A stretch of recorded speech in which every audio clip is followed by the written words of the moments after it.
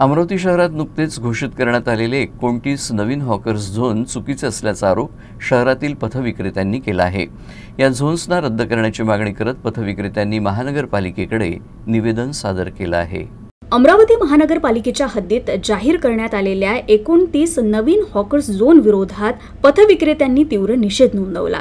गणेश मारोडकर, दीपक लोखंडे आणि सूरज चढार यांच्या नेतृत्वाखाली विक्रेत्यांच्या प्रतिनिधी मंडळानं आयुक्त तसंच पथविक्रेता समिती अध्यक्ष यांना निवेदन सादर केलं।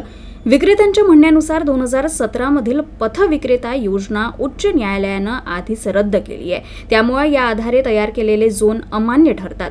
9 ऑक्टोबरला झालेल्या फेरीवाला समितीच्या बैठकीत सर्व सदस्यांनी या 29 झोनना विरोध दर्शवला होता।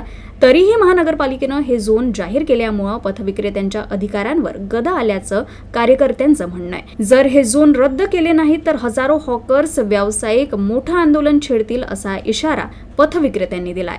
या ऑर्डरप्रमाणे 2017 ची योजनाच रद्द झाली आहे।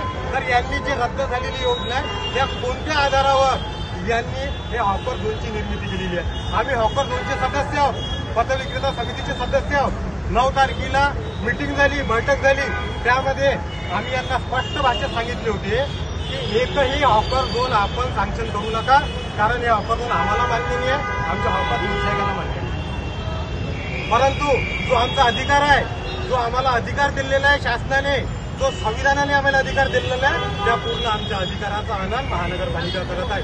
आमचं कुठेही ऐकल्या जात नाही।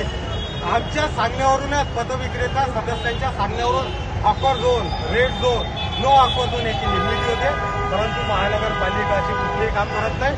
हुकुमशाहीच्या मार्गाने महानगरपालिका चालली आहे। आणि अगर हे आमचं सोडावं, अगर हे हायकोर्टात ऐकायला तयार नसेल तरी किती मोठी हुकुमशाही झाली। हे हुकुमशाही भगतसिंग, हॉकर जिनियल कदापि सहन करणार नाही।